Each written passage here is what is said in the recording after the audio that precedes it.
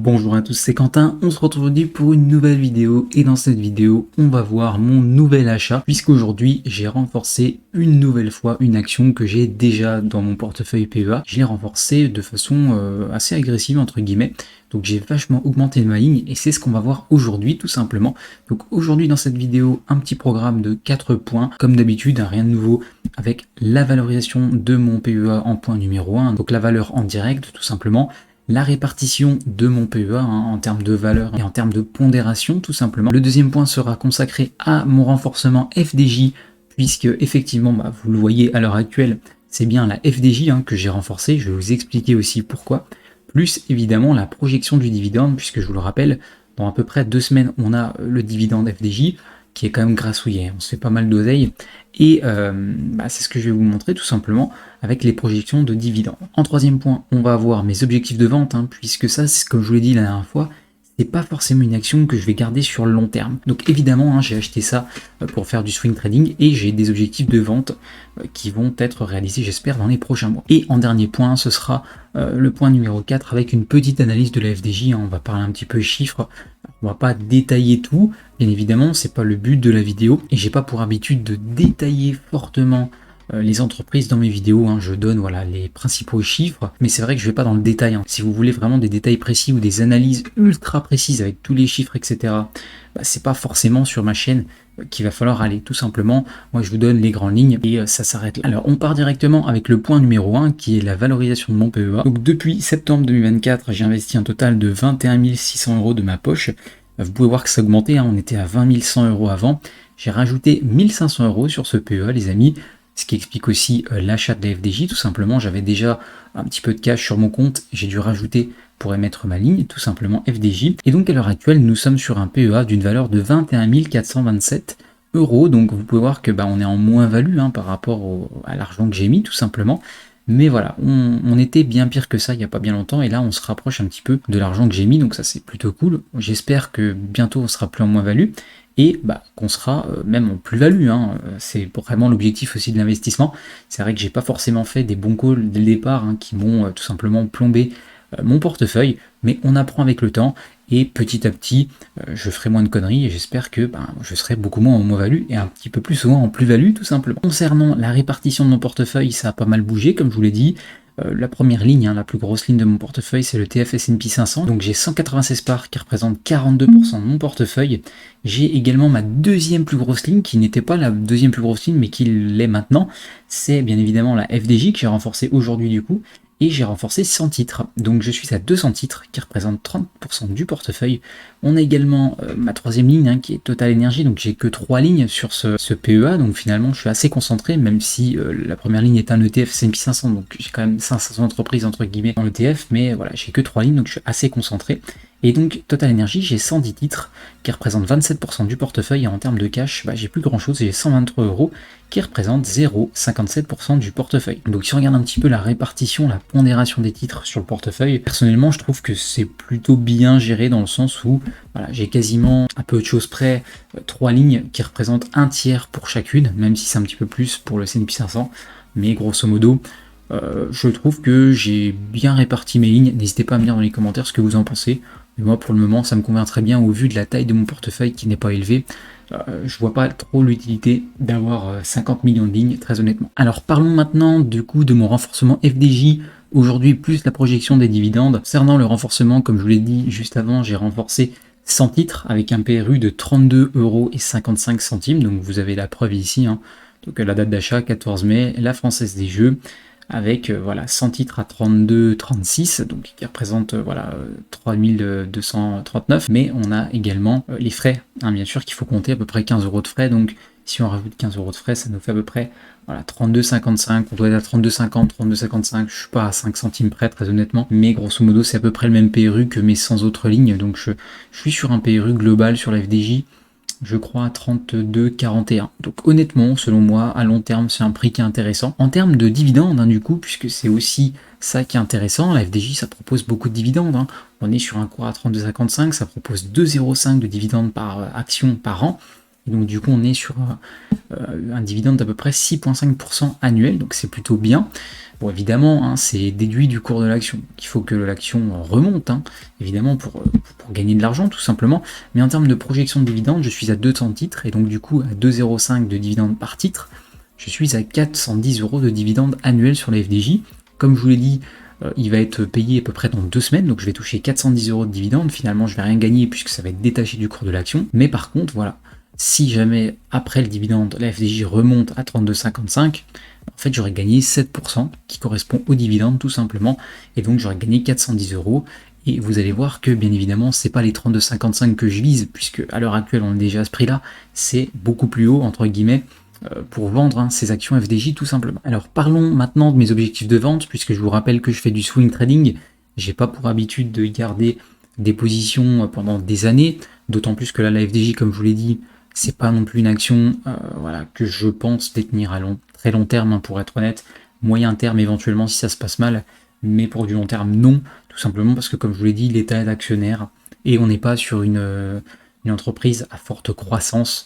Donc personnellement je préférerais détenir du Total Energy, même si c'est pas plus croissant finalement que la FDJ, mais je préférais détenir du Total Energy plutôt que de la FDJ. Bon, ça c'est mes convictions, mais voilà, en termes d'objectif de vente, j'ai quand même l'objectif de vendre en plus-value, bien évidemment, sinon j'aurais pas acheté l'action. Et donc du coup j'ai décidé de mettre 2 positions et de vendre à 2 moments différents. Déjà, je vais vendre, si bien sûr le cours y arrive, ma première position de 100 titres que j'avais acheté à plus ou moins, parce que voilà, ça peut, si on est à 35,80, je pense que je vais vendre, mais grosso modo ma première position se vendra à 36 €. Donc ça ferait à l'heure actuelle, enfin par rapport au cours où je l'ai acheté, une augmentation de quasiment 11%, donc très très bien. Et ma deuxième position de 100 titres à plus ou moins 39 €. Et donc là on serait à peu près sur 20% de plus-value par rapport au cours où je l'ai acheté, donc c'est très intéressant, sans compter le dividende aussi.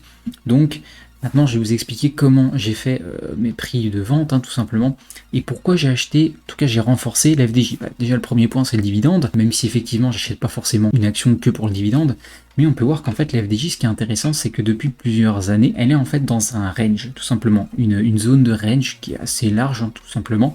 En fait, on a un bas de range et un haut de range. Et là, vous pouvez le voir sur l'écran TradingView, hein, c'est flagrant. Et en fait, on peut voir que très souvent, le titre évolue dans un range, comme je vous l'ai dit. Et donc, du coup, vous pouvez voir que en fait, le bas du range se situe, alors j'ai pas dans le détail, mais je pense qu'on doit être aux alentours des 31, quelque chose comme ça, entre 30 et 31. Et en fait, le haut du range est à peu près à 40, un tout petit peu moins, je pense 39,50. Donc voilà, ça se balade le cours FDJ dans ce range-là. Et en réalité, on peut voir que dès que ça vient toucher le haut du range, ça le casse pas. Et en fait, souvent, on descend pour aller chercher le bas du range. Pareil, le bas du range, il n'est pas cassé. Et en fait, on rebondit et on va rechercher le haut du range. Donc on peut voir qu'en fait, on a fait ça plusieurs fois, hein. On est venu ici casser, bon là on était au-dessus du haut du range, mais on est venu casser tout simplement le haut du range à la baisse, donc on a fortement chuté, on est allé chercher le bas du range, on a rebondi dessus, on est venu chercher le haut du range, on l'a pas cassé, ou très, enfin on a cassé mais très à très court terme tout simplement, et en fait on a rechuté, donc du coup on est venu chercher le bas du range, on est remonté pour aller chercher le haut, ensuite on n'a pas passé le haut du range, donc on est venu recorriger, hein, pas au bas du range mais quasiment, et du coup on est venu rechercher le haut du range, donc une fois, deux fois, trois fois, et donc là avec voilà, les annonces des taxes exceptionnelles de l'État, etc. sur les jeux d'argent, en fait la FDJ a fortement chuté, on peut voir on était à 37,50, on est descendu au plus bas avec les taxes de Trump, etc. à 26,50, donc en fait on avait cassé ce bas de range, mais on peut voir qu'on l'a très très rapidement en fait réintégré, et très souvent les amis, comme je vous le disais, quand on rebondit sur le bas du range, on va rechercher le haut du range. Et en fait, là, typiquement, on peut y aller, hein. Dans les prochains mois, on peut aller chercher le haut du range, soit directement en ligne droite, entre guillemets, même si ça va prendre plusieurs mois, ou alors rechuter un petit peu, recorriger pour pull back sur le bas du range et remonter, tout simplement pour aller donner de l'élan et aller sur le haut du range. Mais typiquement, on peut voir que c'est souvent ça ce que fait le cours de la FDJ, tout simplement. Et en fait, moi, je mise sur une réplique de ces mouvements-là. Typiquement, je pense clairement dans les prochains mois qu'on va aller chercher le haut du range à 39,50. Donc c'est pour ça qu'en fait, moi, je vais vendre une première position à 36, donc à peu près par là, quoi, pour me sécuriser, parce qu'on ne sait jamais ce qui peut se passer, hein, ça peut chuter d'un coup et on peut ne pas aller chercher le haut du range. Donc une première position sera vendue à 36, Et ma deuxième position, si on va chercher plus haut à 39, donc qui correspond quasiment au haut du range, sera vendu tout simplement. Et en moyenne, j'aurais pris 15% si je vends mes deux positions. Donc une à 36, une à 39, on sera sur 15% de plus-value. Donc c'est plutôt pas mal, compte tenu en plus du quasiment 6,5% de dividendes par an qui est redistribué. Donc honnêtement, voici mes objectifs de vente pour la FDJ et je pense que c'est, on va dire, à des mouvements qui sont pas prévisibles mais qui tendent à se répéter au fil du temps. Donc dites-moi dans les commentaires ce que vous en pensez, mais je pense qu'il y a de fortes chances en fait, pour qu'on réplique tout simplement ce qui s'est passé là. Alors parlons maintenant un petit peu de l'analyse de la FDJ, parce que effectivement j'achète une entreprise, donc j'achète en fait des chiffres, des prévisions de résultats, etc. J'achète pas qu'un dividende ou un cours, bien évidemment, vous le savez très bien, même si je fais pas de l'analyse hyper poussée, je fais quand même de l'analyse, et puis je vous le présente pas parce que c'est pas ce qui me passionne.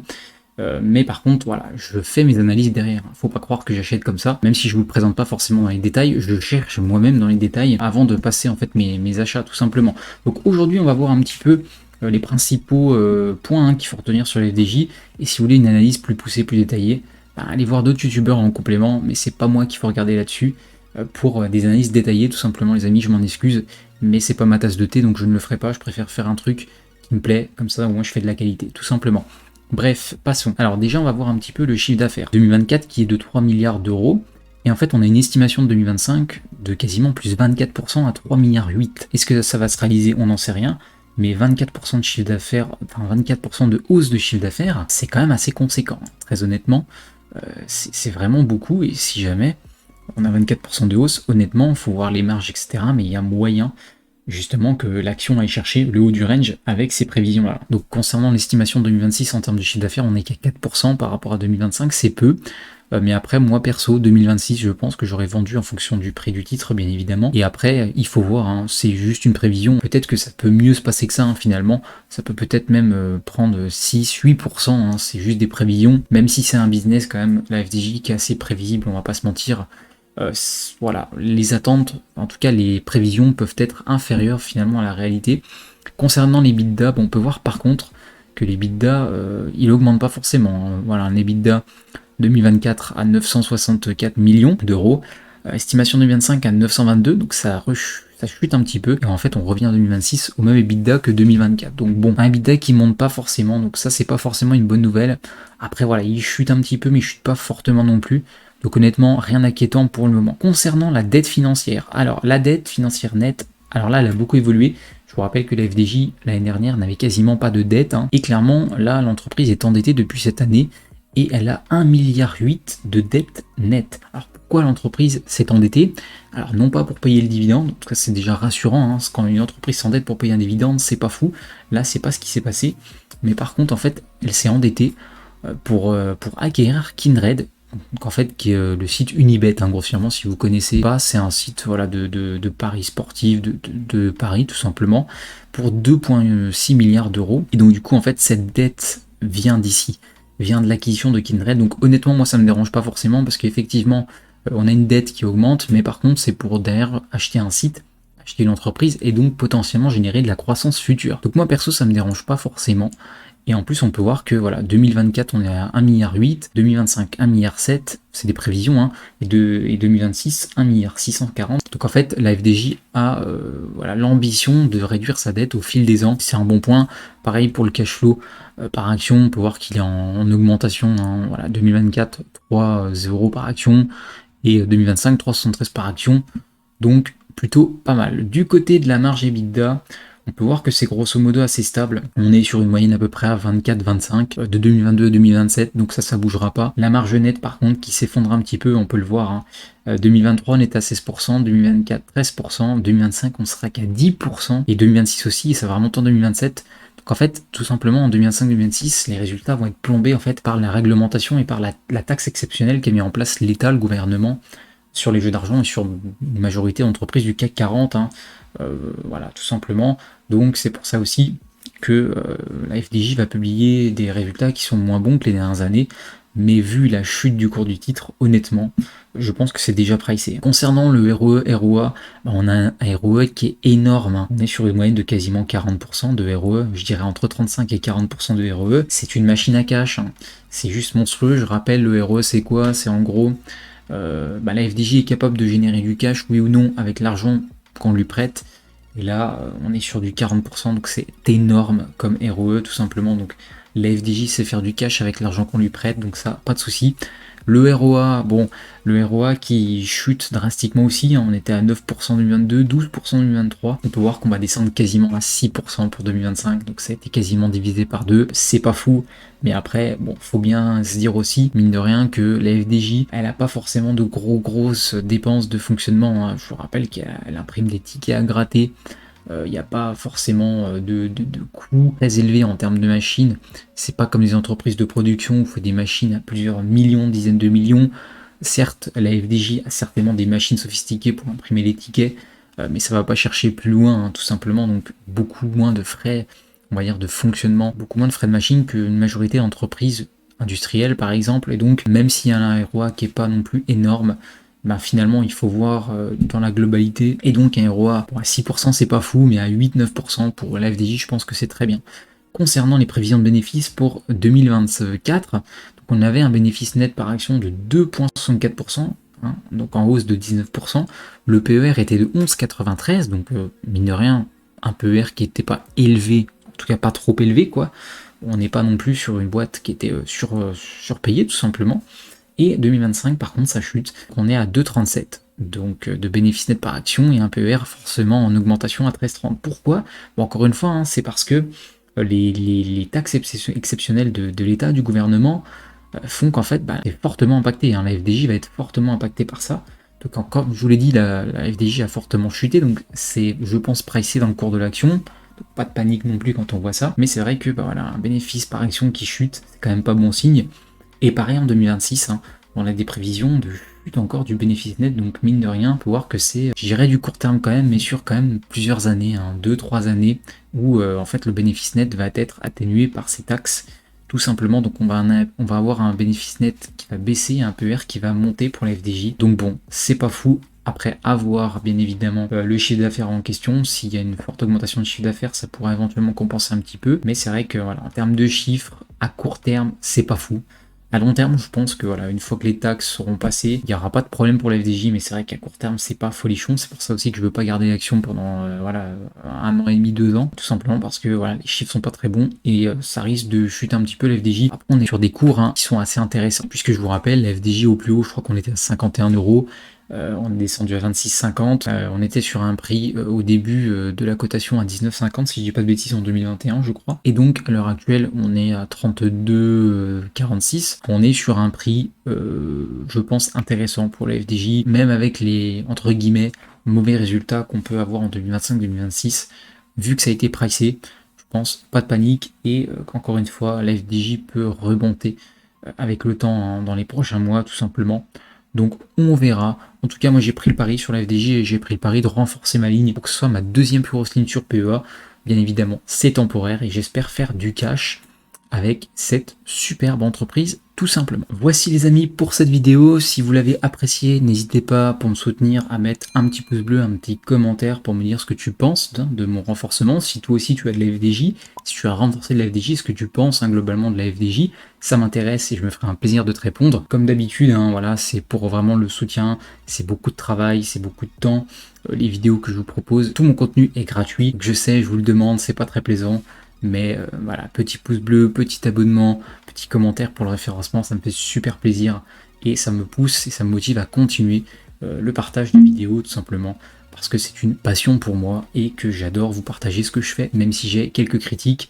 J'ai des personnes très bienveillantes dans ma communauté, donc ça fait super plaisir. Personnellement, je vous dis à très vite pour une nouvelle vidéo. On se retrouve très vite, promis. C'était Quentin. Salut à tous.